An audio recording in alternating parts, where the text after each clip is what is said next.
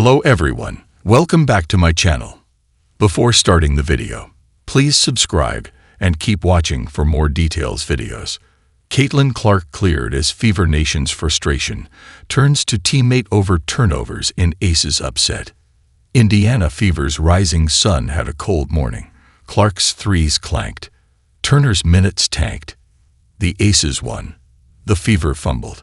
And yet, the loudest blame game in women's basketball this week had nothing to do with Caitlin Clark's shot, because somehow it wasn't about her 1 of 10 night from deep. It was about who was next to her. Caitlin has played 18 minutes without Turner on the floor today, wrote Mick on X. She has 8 assists and 1 turnover. Caitlin has played 4 minutes with Turner today. She has 1 assist, 3 turnovers, 2 of them due to complete mess-ups in the roll from Turner. The post went viral.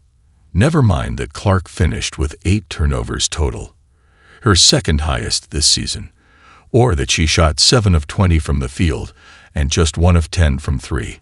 The narrative shifted. Clark's 19 points and 11 assists, almost irrelevant. The microscope now hovered over Brianna Turner's 4-minute stint, and that was all it took. So, how did that happen? Well, it might sound wild, but on Sunday, Clark opened the game with 9 assists in the first half alone, helping Indiana race to a 10-point lead early and a 6-point cushion at the half. Her vision popped. Her passing stitched the floor together. So much so that Barstool Sports' Dave Portnoy tweeted mid-game, "Caitlin still can't find her shot, but is on pace for 24 assists." 24. That would have matched the WNBA single-game assist record set by Courtney Vandersloot. But in the second half, the Fever unraveled. Aja Wilson, who started cold, finished blazing with 24 points. The Fever's team-wide 18 turnovers, 8 from Clark, yes, but also 4 from bench players, became the gash Las Vegas exploited. The Aces went on a 9-2 run with the game tied 69-69 and never looked back. Indiana shot 48.6% from the floor, better than Vegas. They rebounded better. They scored more points in the paint. But the free throw gap, Vegas hit 19 of 21. Indiana attempted just 9. And the points off turnover differential, 28-16, told the real story. The Fever aren't moving at Clark's pace, yet. They want to play fast. They want to free her. But rhythm, like chemistry, isn't built in a lab. It's felt. And while people are quick to blame Turner, the fact is that Clark and Turner didn't even play together for the entire first half. And the truth is, Clark was already having a rough second half. She had 2 turnovers in the third quarter, and not all of her reads were sharp. Clark and Turner shared the floor for barely 4 minutes in the fourth, during which the 2 turnovers occurred. This is why the Fever needs to unlock a new gear that lets teammates like Turner play better alongside Clark, or they will remain under the scanner. Fans will point fingers. Clips will circulate. But this isn't a one-player fix. And that's why Mick from Talks Hoops Analysis highlights a question puzzling every Indiana fan right now. What's holding Caitlin back? Well, not exactly. Turner was not on the floor for more than 6 minutes.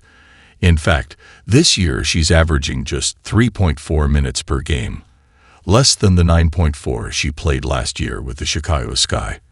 But yes, Sydney Colson is being utilized far more than she ever has been in her career. Colson's averaging 16.3 minutes per game, possibly because coach Stephanie White is experimenting with different offensive styles and passing hubs to free up Clark. Another fan said, "Bree should be on the bench." Well, as pointed out above, she already is. Turner's not a starter. She's a bench player for a reason. One fan said, "Think Turner needs more practice in real games. Her passes are something to get used to." Turner looked nervous her first minute with the pass off. That's fair. Maybe it's the nerves, and she definitely needs time to sync with Clark's playmaking.